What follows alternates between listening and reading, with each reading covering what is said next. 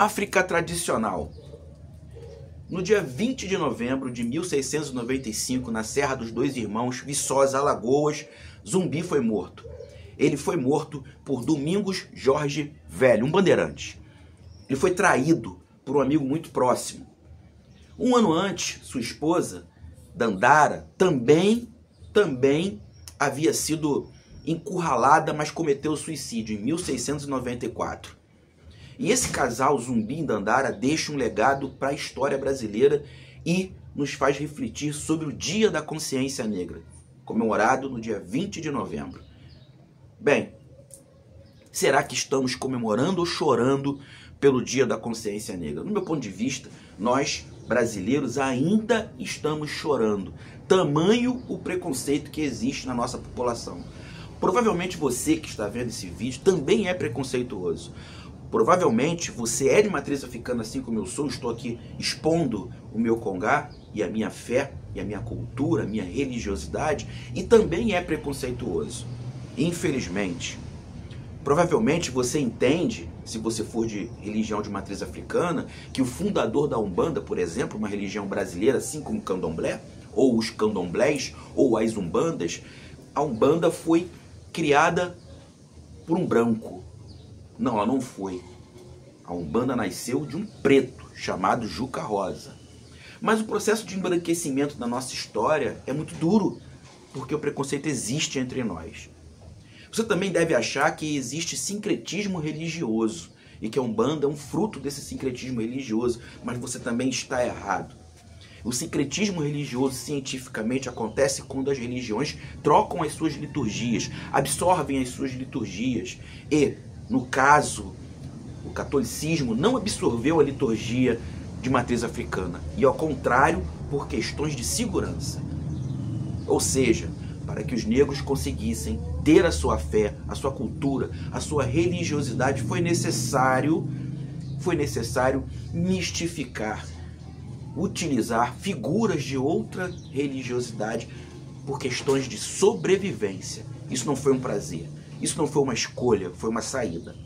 Portanto, não existiu e não existe sincretismo religioso. Bem, como vamos falar da história da humanidade sem falar da África, das divindades, da mitologia africana? Até porque, por exemplo, se nós formos comentar sobre o Império Romano, nós temos que falar sobre a história de Jesus. Digo Jesus e não o Cristo, porque o Cristo é um cargo, Cristo é um nome, Cristo quer dizer o ungido, porque naquela época era costume dos judeus utilizar um óleo sagrado para ungir os seus reis. Então, digamos que Cristo quer dizer o Rei dos Reis. Mas como vamos contar a história do Império Romano se nós não falarmos a história de Jesus Cristo? Como vamos falar sobre a história do Império Persa sem comentarmos sobre Zoroastro e o zoroastrismo, a primeira religião monoteísta e dualista da história da humanidade, considerada a religião mãe das religiões abraâmicas, que são monoteístas? Como vamos falar da cultura germânica, mais após cultura romano-germânica, sem comentar sobre a mitologia nórdica, sobre os deuses vikings, Thor, Odin, Freya? Como vamos contar a história da arabização da Ásia, do continente africano, o Oriente Médio, essa sub-região, se nós não falarmos de Maomé ou Mohammed e, consequentemente, de Alá, a figura principal do islamismo? É preciso falar sobre a religiosidade para mostrar o tamanho da cultura, porque são conceitos próximos que se absorvem. Como vamos falar, por exemplo, da Grécia Antiga, das grandes batalhas, das guerras púnicas? Como nós vamos falar, né, de tantas batalhas antigas sem tocarmos nas religiosidades? De um lado, a religião antiga do Império Romano, que depois tornou-se a religião cristã.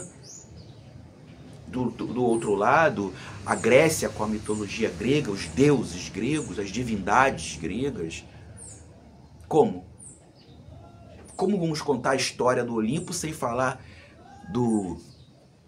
das divindades gregas?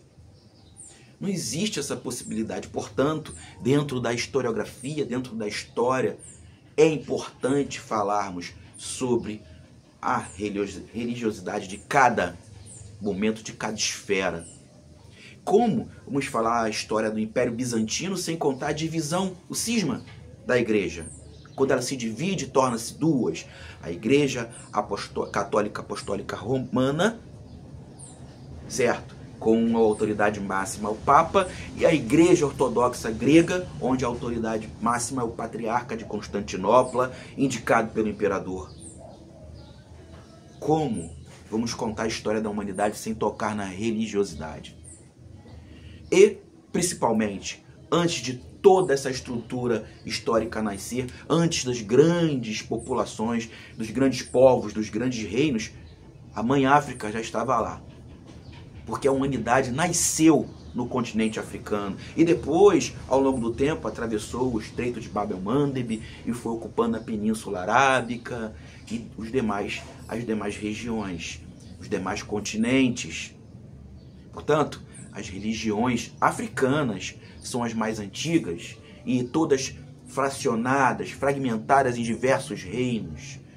Não existe como não contar, né? Não existe como contar. Não tem essa possibilidade de contar a história da humanidade sem falarmos das divindades africanas, dos inquices, dos vuduns, dos orixás. Então não existe história da humanidade sem contar a história da África.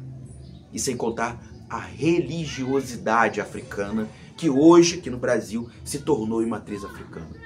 O Brasil é o segundo país com a maior população negra no mundo. O primeiro país é a Nigéria, que fica no continente africano. E vejam bem, o Brasil é a segunda maior população negra no mundo. O Brasil foi o último país das Américas a abolir a escravidão. O Brasil foi o país que mais recebeu escravos africanos no mundo inteiro. Nós somos negros, portanto, a nossa cultura é afro-brasileira. Até as nossas palavras, a linguagem que nós utilizamos tem mais de 50% de uma linguagem utilizada pelos negros. Por exemplo, aqui no Rio de Janeiro, o bairro de Bangu é uma palavra que vem da linguagem banto, que vem do proto-banto e quer dizer morro, grande elevação. Bangu! Você sabia disso? Muitas palavras. A nossa cultura, a nossa cor, o nosso samba, a nossa musicalidade, ela é toda de raiz africana.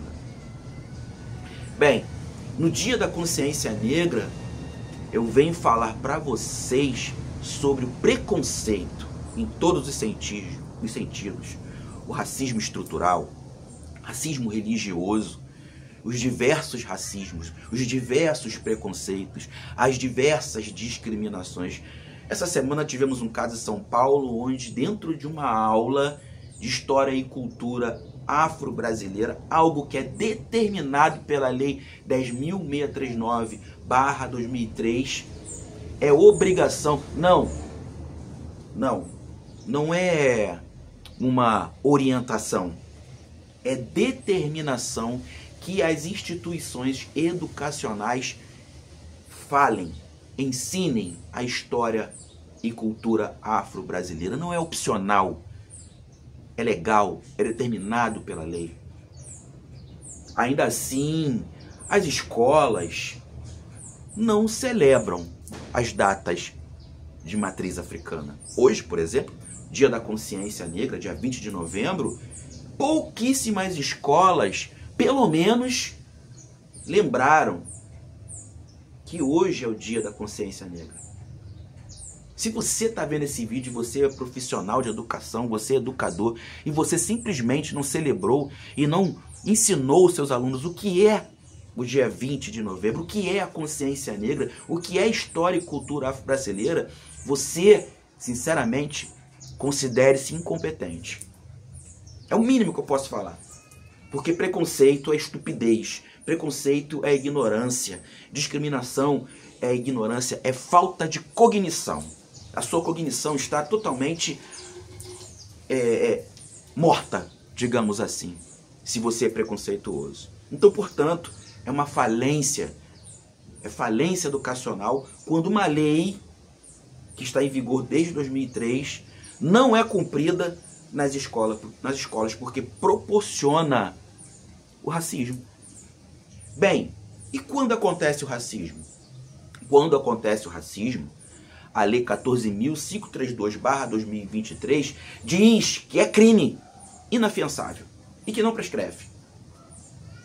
E aí policiais militares entram em uma escola, uma instituição de ensino, e vão interpelar a gestora dessa escola o motivo de uma aula onde uma criança pintou um orixá. No Queto, orixá quer dizer divindade. Um Queto nós utilizamos no candomblé também, porque o candomblé é uma mistura de religiosidades da antiga África. Ele acontece aqui no Brasil, assim como a Umbanda. Então, uma figura de orixá poderia ser um vodum, poderia ser um inquice, que uma criança pintou, e aí o pai, que também é policial militar, aciona a polícia militar. Uma viatura da polícia militar com 2 operadores de segurança pública vão dentro de uma escola, entram naquela instituição educacional, abordam a diretora para saber o motivo daquela aula, como se fosse imposição religiosa. Não tem conhecimento legal, Lei 14.532/2023, do crime que está cometendo, e também não tem conhecimento da Lei 10.639/2003, que determina o ensino da história e cultura afro-brasileira nas escolas do Brasil, em todo o ambiente educacional, no ambiente acadêmico. Isso é falência. Falência da administração pública que está impregnada pelo preconceito. Exatamente essas aulas evitariam um possível preconceito no futuro. É por isso que a lei existe. Para que o ensino, para que o conhecimento, que é a maior arma que o ser humano pode ter, o conhecimento se torne de fato utilizado e não deixe que aconteça o preconceito em todos os sentidos.